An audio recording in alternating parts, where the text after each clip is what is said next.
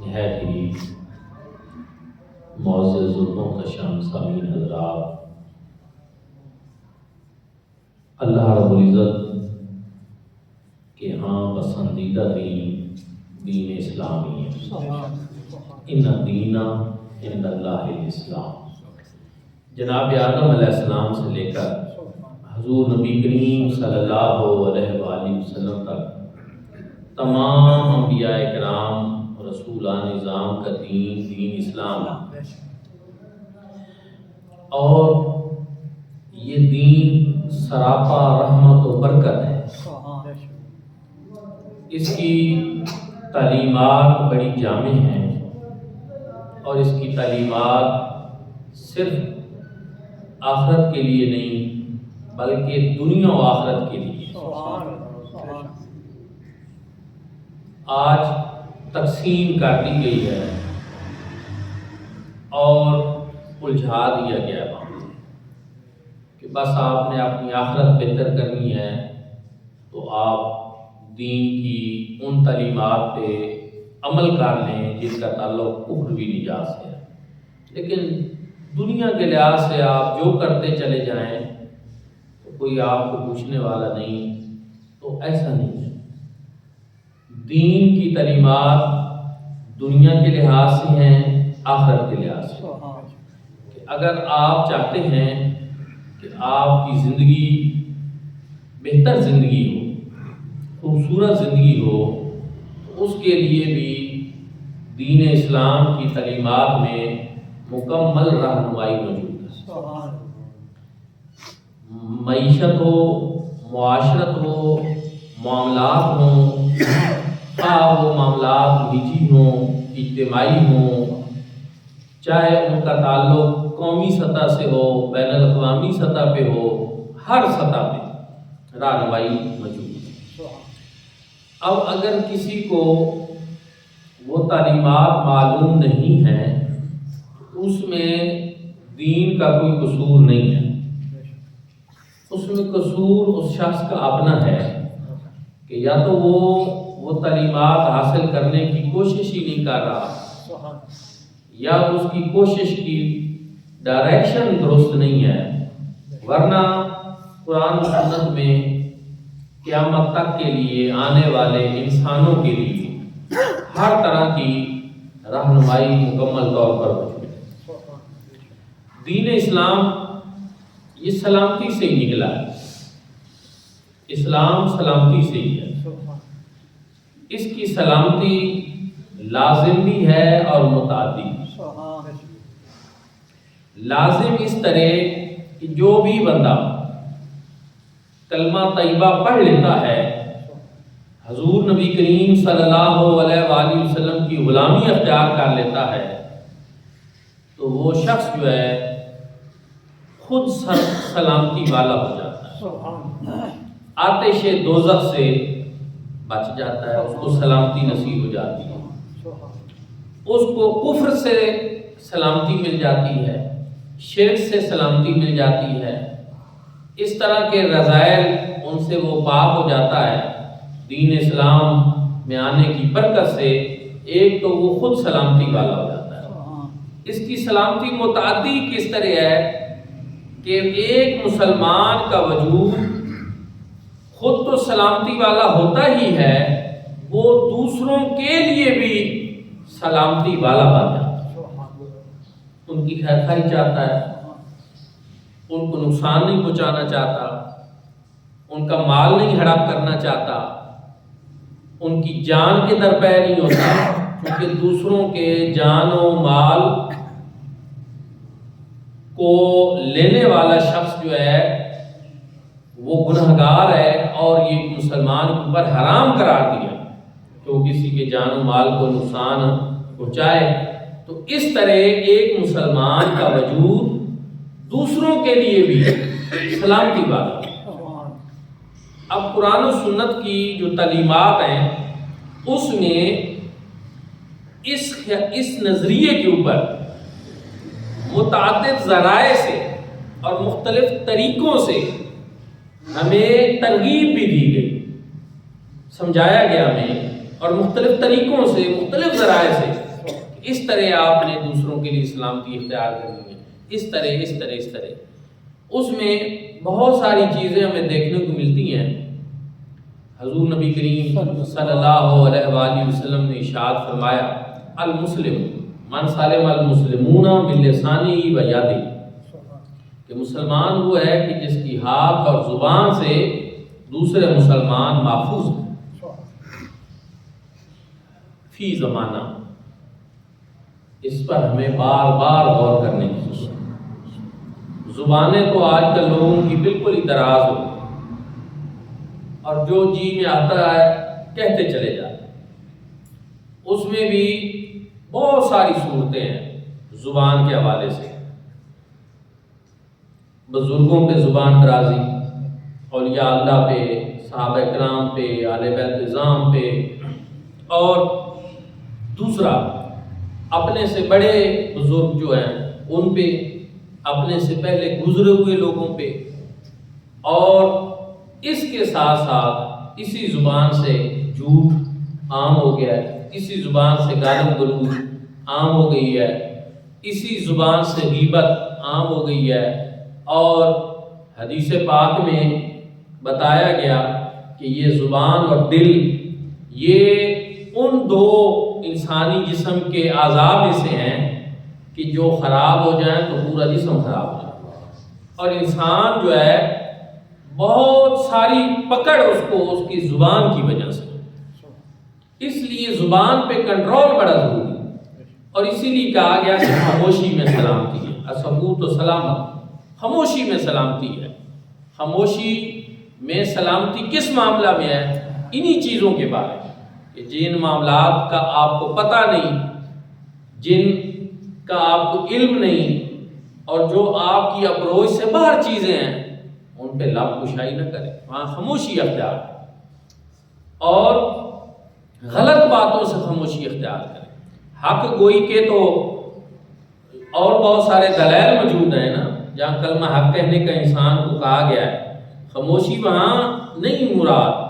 یہ ان معاملات میں، ان چیزوں میں غیبت سے بہتر ہے خاموشی اختیار کرنا، جھوٹ بولنے سے بہتر ہے خاموشی اختیار کرنا، کسی کو گالی دینے سے بہتر ہے خاموشی اختیار کرنا، ان چیزوں کے بارے میں ہے۔ اور پھر اگر آپ ایسا کریں گے تو آپ کو سلامتی نصیب ہو جائے گی، خاموشی میں سلامتی۔ تو یہ ساری چیزیں کہ مسلمان وہ ہے کہ جس کے ہاتھ اور زبان سے دوسرے مسلمان ہوں۔ ہاتھ سے یہی ہے کہ کسی کو آپ گولی نہ چلائیں، کسی کے اوپر کسی کو زخمی نہ کر دیں، کسی کا مال اپنے ہاتھ سے ہڑپ نہ کر لیں۔ ساری چیزیں اس میں وہ شامل ہوتی ہیں جہاں دست اندازی کا سلسلہ ہو سکتا ہے تو روکا گیا اسے۔ مسلمان کی شان نہیں ہونی چاہیے۔ تو اب آپ کو سمجھ آ گئی کہ ہمارا دین ہم سے چاہتا کیا ہے، کہ تم ایک سلامتی والے مسلمان بنو، دوسروں کے لیے تم ان چیزوں سے باز آ جاؤ، نقصان ان کو نہ پہنچاؤ، نہ جانی نہ مالی، نہ زبان سے، نہ اس طرح نہ پہنچاؤ نقصان۔ لیکن آج بدقسمتی سے ہمارے معاشرے کے اندر جو ہے یہ چیزیں کوئی معنی نہیں رکھتی، اور یہ بہت عام ہو گیا ہے۔ زبان کے تو نقصانات آپ میڈیا پہ چند زبان لوگوں کو سنیں تو آپ کو سمجھ آ جائے۔ یہی رمضان شریف میں جو مختلف قسم کے انہوں نے لگائے ہوئے تھے کہ دین کی تعلیمات کے لیے جس طرح کے لوگ انہوں نے ہمارے اوپر مسلط کیے ہوئے تھے، وہاں سے آپ اندازہ لگا سکتے ہیں، وہ ساری چیزیں بھی اس میں شامل ہیں۔ بہرحال ایک مسلمان جو ہے وہ اپنے ہاتھ سے، اپنے زبان سے دوسرے مسلمان کو نقصان نہ پہنچائے، سلامتی والا ہو۔ یہ چیز جو ہے ایک مسلمان کی تعریف کی گئی ہے اور بتایا گیا ہے کہ مسلمان وہ ہوتا ہے۔ اس کی سلامتی متعدی ہوتی ہے، اور بہت ساری چیزوں سے ہمیں اس چیز کی ترغیب دی گئی، جس میں سے ایک یہ بھی ہے کہ آپ سلام کو پھیلائیں، السلام علیکم ورحمۃ اللہ تعالی علیہ، اس کو پھیلائیں۔ حضور نبی کریم صلی اللہ علیہ وسلم نے ارشاد فرمایا افشوا السلام، سلام کو پھیلاؤ، اس کو عام کرو، یہاں تک کہ آپ گھر میں داخل ہوں آپ کہیں السلام علیکم۔ آپ مسجد میں اگر لوگ ذکر اذکار یا عبادات میں مصروف نہ ہوں تو سلام دے سکتے ہیں، ورنہ نہ دیں. اور جواب دینے میں بھی پھر یہاں کا معاملہ تھوڑا سا مختلف ہے کہ اگر لوگ عبادات میں مصروف ہیں تو ان پہ پھر واجب نہیں ہے، بصورت دیگر سلام کا جواب لازم یہ. لیکن اس کے علاوہ جہاں آپ جاتے ہیں آپ پہلے السلام علیکم ورحمۃ اللہ کہیں. حتیٰ کہ حدیث پاک میں ہے کہ اگر دو شخص جا رہے ہوں آپس میں گفتگو کرتے ہوئے اور درمیان میں کوئی درخت آ جائے، کوئی ستون آ جائے اور وہ دونوں ایک دوسرے سے الگ ہو کر پھر آگے اکٹھے ہوں تو پھر وہ ایک دوسرے کو کہیں السلام علیکم. بڑی ترغیب دلائی گئی اس کی بہت زیادہ. لیکن ہم اپنی روزمرہ زندگی میں اس کا استعمال الحمدللہ کرتے ہیں ہم سب لوگ. السلام علیکم رائج ہے، لیکن اس کی روح کے اوپر توجہ نہیں ہے کہ اس میں اصل چیز کیا ہے. السلام علیکم ورحمۃ اللہ، تمہارے اوپر سلامتی ہو اللہ کی طرف سے اور تمہارے اوپر رحمتیں بھی ہوں وبرکاتہ اور برکتیں. سلامتی کی بات پہلے کی گئی، اسی لیے کہا گیا کہ اگر کوئی شخص محفل میں آیا ہے اور اس نے سلام نہیں کیا تو تم اس سے خوف محسوس کرو کہ اس نے سلامتی کا پیغام نہیں دیا. یہ پیغام ہے. جب محفل ہے، جب لوگ بیٹھے ہیں، باہر سے آنے والا السلام علیکم ورحمۃ اللہ کہہ دیتا ہے تو وہ بتا دیتا ہے کہ میرے بھائیو میں تمہارے لیے امن اور سلامتی کا پیغام، مجھ سے خوف زدہ ہونے کی ضرورت نہیں، میں تمہارے لیے سلامتی لے کر آیا. تو یہ چیز اس احساس کو بھی ذرا اجاگر کریں اور اس کی روح کو بھی سمجھیں کہ کتنا خوبصورت یہ سلسلہ جو ہے یہ دین کے اندر رائج کیا ہے. پھر بزرگان دین کہتے ہیں کہ اگر تم چاہتے ہو کہ تم سے لوگ زیادہ سے زیادہ پیار کریں تو تم پھر ان کو سلام دیا کرو، السلام علیکم ورحمۃ اللہ کہا کرو، تو اس سے لوگوں کے دلوں میں تمہارے لیے محبت پیدا ہو. اچھی بات ہے محبت پیدا ہو، نفرتیں کم ہوں. نفرتوں کو یہ چیز کم کرتی ہے. اس کو رائج کریں، گلی میں گزرتے ہوئے سلام کریں. چھوٹے کو چاہیے کہ بڑوں کو سلام کرے، سوار کو چاہیے کہ پیدل کو سلام کرے. جہاں گزریں، جس طرف جائیں آپ اس سلام کو عام کریں. لیکن یہ چاہتا کون ہے؟ یہ اللہ پاک چاہتا ہے اور اس کے رسول کریم صلی اللہ علیہ وسلم. سلام عام ہو، سلامتی والی چیز. اس سے آپ اندازہ لگائیں کہ اصل چیز کیا ہے. اصل چیز سلامتی. جو اسلام سلامتی سے نکلا ہے، جو سلامتی چاہتا ہے، جو دوسروں کے لیے بھی یہ درس دیتا ہے کہ تم ان کی سلامتی چاہو. عبادات کے اندر بھی اگر آپ دیکھیں تو ہمیں اس طرح کی بہت ساری چیزیں جو ہیں وہ نظر آتی ہیں کہ جس میں دوسروں کی خیرخواہی، دوسروں کی بھلائی اور یہ چاہت. نماز آپ پڑھیں، کوئی سی بھی نماز آپ پڑھتے ہیں، فرض ہے، واجب ہے، سنت ہے، نوافل ہیں، پڑھتے ہیں، تو جب آپ باجماعت پڑھ رہے ہوں گے تو ہمیں کہا گیا کہ جب آپ سلام پھیرنے لگیں تو جتنے دائیں طرف مقتدی ہیں یا آپ کے ساتھ بیٹھے ہوئے لوگ ہیں آپ ان سب کی نیت کر لیں، ان سب پہ سلام کی نیت کر لیں. پھر جب بائیں طرف سلام پھیریں تو جتنے بائیں طرف ہیں آپ ان کی نیت کر لیں. اب نماز سے نکلنا تھا، اصل چیز کیا ہے کہ نماز ختم کرنی. ٹھیک ہے، ایک ہم فرض میں تھے، ایک ہم ڈیوٹی میں تھے، اور اس ڈیوٹی کے دوران ہم بہت ساری چیزیں اپنے اوپر حرام کر لیتے تھے جو اس ڈیوٹی کے علاوہ ہمارے لیے حلال تھی، جائز تھی. لیکن جب وہ فرض ہم ادا کر رہے ہیں، اس فرض کی ادائیگی میں ہم نے جب اللہ اکبر کہا، یہ جو پہلی تکبیر ہے، اس تکبیر کو کیا کہتے ہیں؟ تکبیر تحریمہ. تکبیر تحریمہ، تحریمہ کا مطلب ہے حرام کر دینے والی تکبیر. اور کس چیز کو؟ کہ جو بہت سارے جائز امور ہیں ایک بندے کے لیے عام حالات میں، جب یہ تکبیر کہہ دی جائے تو وہ امور تمہارے اوپر اب حرام ہو جائیں. جیسے کسی سے لڑائی کرنا، کسی کی بات کا جواب دینا، کسی سے گفتگو کرنا، حتیٰ کہ کسی کی چھینک پر الحمدللہ کہنا، کسی کے سلام کا جواب دینا. بہت ساری چیزیں جو ہمارے ذمہ کئی چیزیں ان میں سے واجب ہیں، کئی لازم ہیں، کچھ چیزیں سنت بنتی ہیں، کچھ مستحب ہیں ہم کریں تو ٹھیک ہے نہ کریں، اور کچھ مباح ہیں کہ آپ کریں، گفتگو کرنا چاہیں کسی سے کریں. لیکن یہ ساری چیزیں جب آپ نماز کے لیے تکبیر تحریمہ کہتے ہیں تو کیا ہو جاتی ہیں؟ آپ کے اوپر حرام ہے کہ اگر آپ ایسا ان میں سے کوئی عمل کریں گے تو آپ کی نماز کیا ہو جائے گی؟ پھر ٹوٹ جائے گی اور آپ کی نماز ختم ہو جائے گی. تو پتہ یہ چلا کہ یہ تکبیر تحریمہ، اس سے ہم نماز میں داخل ہوئے. اب ہم نے نماز سے نکلنا بھی ہے، اس کیفیت سے نکلنا بھی ہے کہ ایک مخصوص وقت کے لیے ہم یہ کر سکتے ہیں.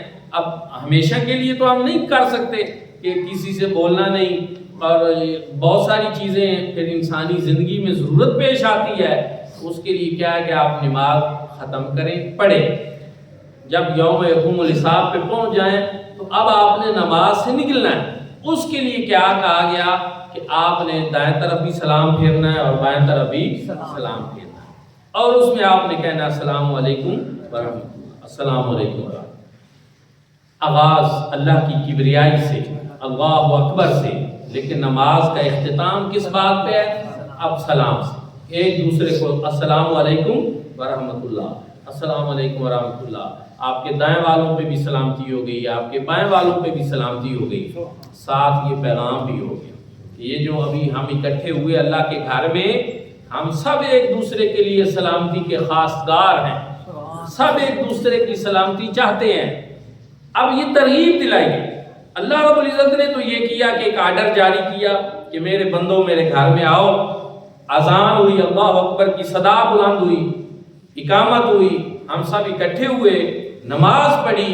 جب ہم نے پڑھی تو اس میں ہمیں پیغام دے دیا گیا کہ اب اکٹھا کرنا میرا کام تھا، تمہارے دلوں کو جوڑ دینا میرا کام تھا، ایک صف میں کھڑا کر دینا یہ میرا کام تھا. اب نماز میں تم جاتے ہوئے ایک دوسرے سے لڑائی نہ کرو، نفرتیں دوبارہ لے کر نہ نکلو، بلکہ ایک دوسرے کو بتا کر جاؤ کہ السلام علیکم ورحمۃ اللہ، السلام علیکم. سلامتی کا پیغام ایک دوسرے کو دے کر اپنی نماز کا خوبصورتی کے ساتھ اختتام کر. تو دوستان ذی وقار، اس پہ آپ پھر غور کریں. نماز نکلنے کے لیے یہ کہہ دیا جاتا کہ اللہ اکبر کہہ دیں، ہو سکتا تھا سبحان اللہ کہہ دیں، آپ کی نماز مکمل ہو گئی. اب سبحان اللہ کہہ کر آپ کی نماز ختم ہو گئی. کوئی اور الحمدللہ کے جملے کہلوا دیے جاتے، کوئی اور چیز کہلوا دی جاتی. یہ السلام علیکم ورحمۃ اللہ ہی کیوں؟ یہ ایک بڑا خوبصورت اس میں پیغام، اس میں دعوت ہے کہ اگر نماز میں تم سب ایک دوسرے کی اب خیر خائی چاہ رہے ہو اور نماز کا اختتام ایک دوسرے کی سلامتی پہ کر رہے ہو، تو جب مسجد سے باہر نکلو تو پھر اس چیز کو ذہن میں رکھنا ہے کہ ابھی تو ہم نماز پڑھ کر ایک دوسرے کی سلامتی چاہ رہے تھے. اب یہ نہیں کہ باہر نکل کر میں تجارت کے معاملے میں کسی کی جیب ہی کاٹ دوں. زیادہ لینا جائز منافع سے یہ زیادتی ہے، اب یہ صحیح نہیں ہے. رشوت لے لینا یہ زیادتی ہے، اب یہ درست نہیں ہے. کوئی اور تکلیف پہنچا دینا کسی دوسرے مسلمان کو، یہ پھر اس نماز کے عمل کے منافی، اس کی روح کے خلاف چلی گئی جو ہمیں تربیت دی گئی، جو ہمیں ٹریننگ دی گئی. میں سچی بات یہ ہے کہ میرا دل کرتا ہے اور میں یہ چاہتا ہوں کہ اسلام نے یہ جتنی چیزیں، ابھی روزہ گزرا اس کے ہم نے آپ کو بتایا، اس میں دوسروں کے لیے ہمدردی کے پہلو رکھے گئے، اثار کے پہلو رکھے گئے.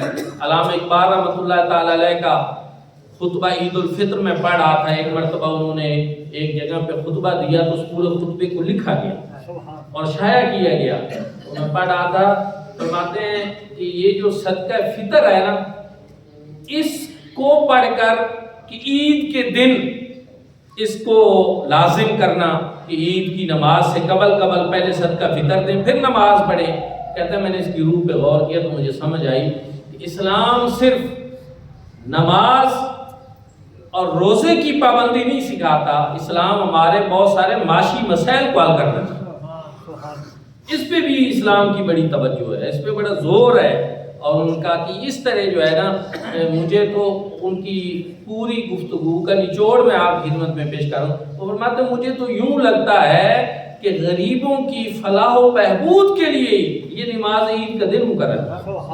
یہ علامہ اقبال رحمۃ اللہ جیسی ہستی کی گفتگو جو ہے اس کا نچوڑ میں آپ کی خدمت میں پیش کر رہا ہوں۔ تو ایک ایک چیز جو ہمارے ذمے قرار دی گئی ہے اور جو چیزیں ہمارے اوپر فرض واجب سنت یہ کی گئی ہیں، ان میں سے ہر چیز کے اندر بہت سارے پیغام ہیں، بہت سارے میسج ہیں، بہت ساری شعوری چیزیں ہیں کہ جو ہم صرف عادتاً نہ اپنائیں، عادتاً، بلکہ ان میں پیغام ہے، میسج ہے، دعوت ہے۔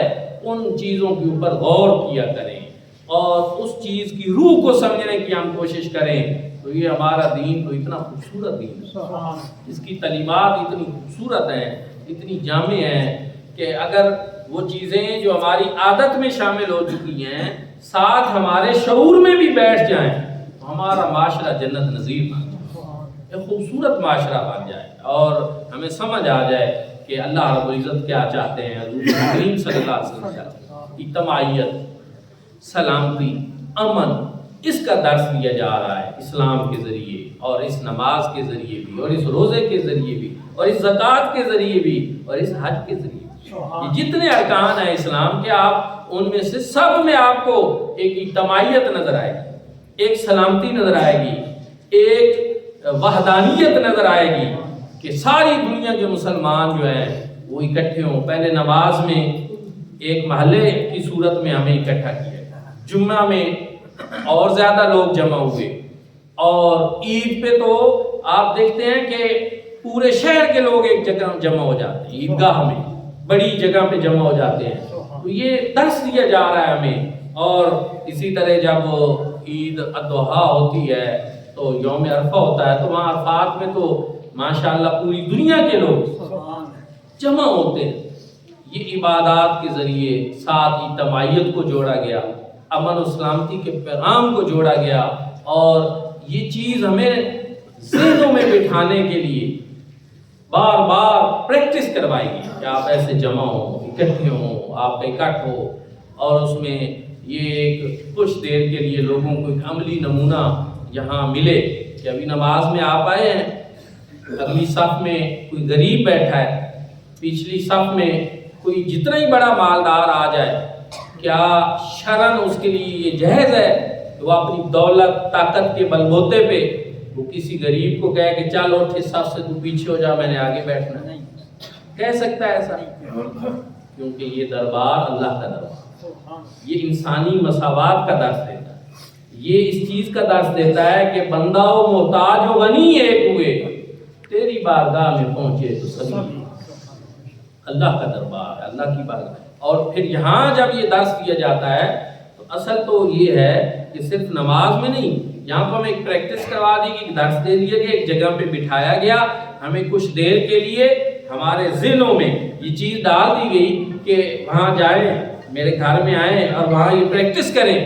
پھر جب یہاں سے باہر نکلیں تو تاکہ باہر کی زندگی میں بھی یہ چیز تمہارے لیے آسان، تمہیں پتہ چل جائے کہ اللہ پاک تو یہ چاہتے ہیں جو مسجد میں چاہتے ہیں، باہر بھی وہی چاہتے ہیں، وہی ہمارا رب ہے، وہی ہمارا خالق اور مالک ہے، اور اس کی وہی ڈیمانڈ ہے ہم سے کہ انسانی مساوات کا درس آپ سیکھیں۔ لیکن ہم باہر بھول جاتے ہیں یہ ساری چیزیں۔ مسجد کے اندر ہمارا دین اور ہے، مسجد سے باہر نکل کر ہمارا دین اور ہے۔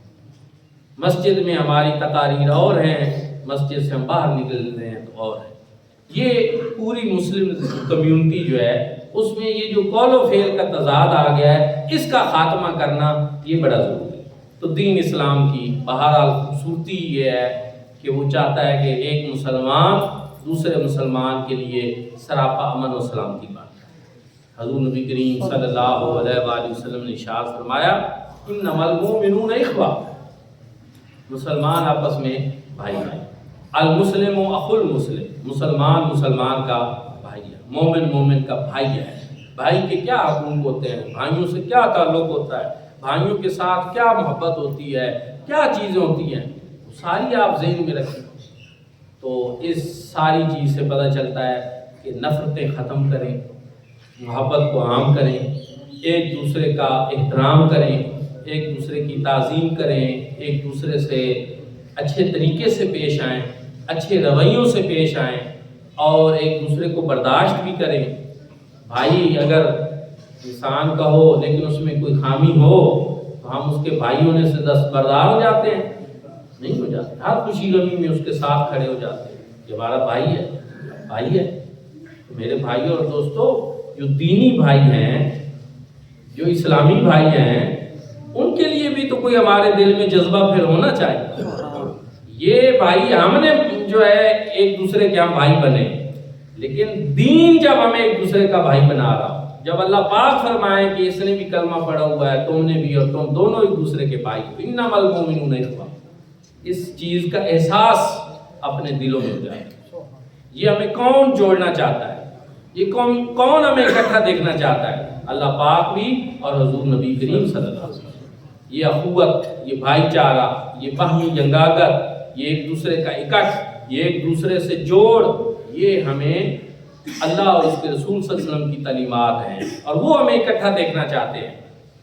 ایک اور حدیث پاک عرض کر کے اپنی بات سمیٹتا ہوں، آپ اس سے اندازہ لگائیں کہ حضور نبی کریم صلی اللہ علیہ وسلم نے کیا ارشاد فرمایا۔ فرمایا سل، تم ایک دوسرے من قطع کا، کہ جو تجھ سے توڑے تو اسے جوڑ، واتے من حرم کا، جو تجھے محروم رکھے تو اس کو عطا کر۔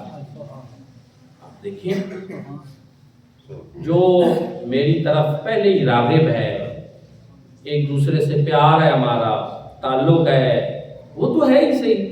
کوئی میرا احترام کرتا ہے تو میں بھی اس کا کروں گا، کوئی مجھ سے محبت کرتا ہے تو میں بھی کروں گا۔ لیکن ہمیں کہا جا رہا ہے کہ سل من قطع کا، تو اس سے جوڑ جو تو اسے توڑے۔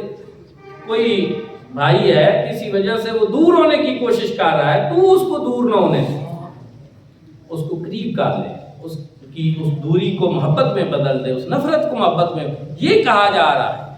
اور واتے من حرم کا، اس کو عطا کر جو تجھے معروم رکھتا ہے، جو تیری طرف توجہ نہیں کرتا، جو تجھے نہیں دیتا، اس کو عطا کر۔ اور سچی بات یہ ہے کہ یہی اصول ہی ہے جو جوڑے گا، یہی اصول ہی ہے جو معاشرے میں بہت ساری چیزیں ختم کرے گا۔